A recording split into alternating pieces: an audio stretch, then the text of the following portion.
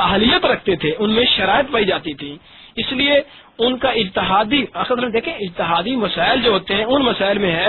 جہاں روایات متعارضہ ہو جائیں، آپس میں تعارض آ جائے، تو وہاں جہاں اجتہاد کرنے کی ضرورت ہوتی ہے وہاں اجتہاد ہوتا ہے۔ کچھ مسائل ایسے ہیں جو نصوص میں ہیں لیکن متعارضہ ہیں، جو غیر متعارضہ مسائل ہیں نصوص میں، اس پہ تو اجتہاد کی یا تقلید کی ضرورت ہی نہیں ہوتی، اور جن مسائل کو ہم جانتے ہیں معلوم و تقدیم و تاخیر ہیں پہلے یا بعد کے، اس پر بھی تقلید کی ضرورت نہیں ہوتی، اجتہاد کی ضرورت نہیں ہوتی۔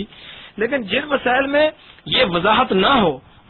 غیر معلوم و تقدیم و تاخیر بھی ہو اور آپس میں نصوص متعارض ہوں، وہاں اجتہاد کی ضرورت پڑتی ہے، وہاں اب مجتہد سے خطا بھی ہوتی ہے اور صحیح بات بھی ہوتی ہے۔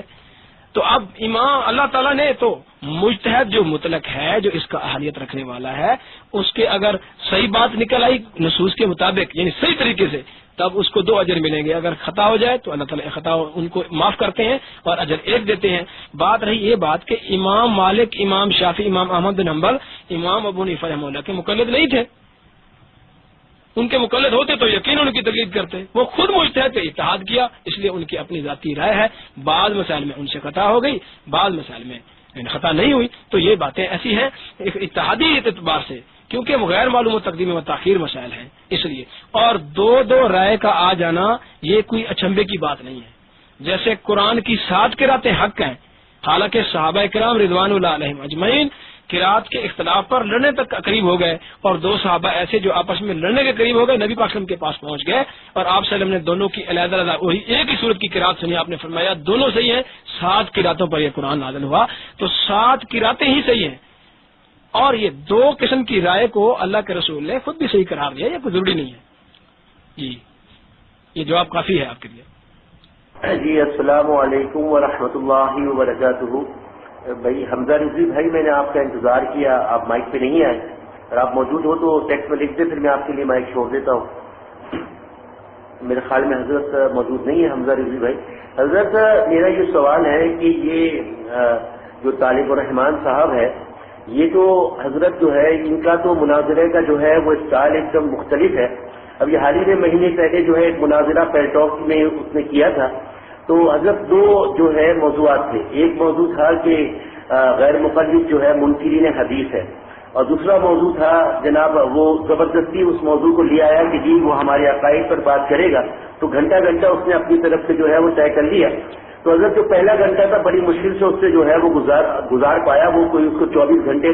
لگا وہ گھنٹہ، اور پھر جو حضرت جو اس نے اپنا موضوع شروع کیا تو وہ کتابیں پڑھنا شروع کر دی کہ جی دیوبندیوں کی فلانی کتاب میں یہ ہے، دیوبندیوں کی فلاں کتاب میں یہ ہے، تو وہ تو کتابیں پڑھ کے جو ہے مناظرہ کرتا ہے۔ تو حضرت اس مناظرے کا میں نے بھی اس کو چیلنج کیا ہے، مجھ سے 24 گھنٹے کا مناظرہ کر لو، تم بھی کتابیں پڑھتے چلے جاؤ، میں بھی تمہاری کتابیں پڑھتا چلا جاتا ہوں، اس میں علمی بات کون سی ہو گئی؟ تو اگر وہ علمی باتیں تو کچھ کرتا نہیں، کتابوں میں تحریفیں کر کے جو ہے وہ پڑھتا ہے، تو حضرت آپ حضرات کا وقت جو ہے وہ ضائع نہیں ہوتا ایسے شخص کے ساتھ مناظرہ کر کے؟ اور اس کو تو ایک ہی چیز آتی ہے، مناظرہ کر لو، مناظرہ کر لو، مناظرہ کر لو، اس کے علاوہ تو حضرت اس کو کچھ آتا ہی نہیں ہے۔ کبھی اس نے پیلٹاک میں آ کر جناب کوئی علمی بات نہیں کی، کبھی لوگوں کی اصلاح کی کوشش نہیں کی، کبھی قادیانیوں کے خلاف بات نہیں کی، کبھی اس نے شیعوں کے خلاف بات نہیں کی، اگر بات کی ہے تو علماء دیوبند کے خلاف بات کی ہے۔ تو حضرت یہ تو بالکل فضول قسم کا جو ہے وہ آدمی ہے، تو حضرت ان سے مناظرہ نہ کیا کرے، میرا تو مشورہ یہ ہے، اور ان سے اگر مناظرہ کرنا ہے تو میرے جیسے جاہل کے حوالے کر دے اس کو، وہ بھی کتابیں پڑھے، میں بھی کتابیں پڑھوں، انشاءاللہ 24 گھنٹے کا مناظرہ میرا اس کو چیلنج ہے۔ آپ آئیے حضرت، مائک پہ تشریف لائیے۔ ماشاءاللہ آپ کے جذبات کو ہم دیکھ کر بہت خوش ہو رہے ہیں، یقیناً آپ ان کے سامنے بے شک آئیں، لیکن بات یہ ہے کہ یہ تو ہے نہ صرف مداری، اپنی قوم کو خوش کرنے کے لیے ایسی بڑھ کے لگاتا رہے کہ مناظرہ کرو، کتابیں پڑھنا شروع کر دو، کتابیں اگر یہ پڑھے گا تو ہم بھی پڑھیں گے، یہ تو کوئی بات نہیں ہے۔ بہرحال بات یہ ہے دوستو کہ جب یہ فتنہ اگر ہے آپ کے سامنے ہے، جیسا کہ ہمارے سنی مسلمانوں کو یہ گمراہ کرنے کی بہت بڑی سازش ہے، اور یہ انگریز کی طرف سے ہی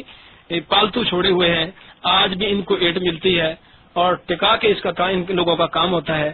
تو بہرحال ان کا جہاں تک تعلق ہے نا مناظرے کا چیلنج دینا، یہ ان کی اپنی ایک انداز ہے۔ بہرحال مناظرہ ہمیں اس لیے کرنا پڑتا ہے کہ لوگوں کے سامنے کہیں یہ نہ باور کرا دیں کہ ابھی دیکھیں ہمارے سامنے کوئی مناظرہ کرنے آتا نہیں ہے. واقعی اسی قسم کا فضول آدمی ہے. جہاں تک کتابوں کا تعلق ہے، اگر کتابیں یہ پڑھتا تو ہم بھی کتابیں پڑھیں گے.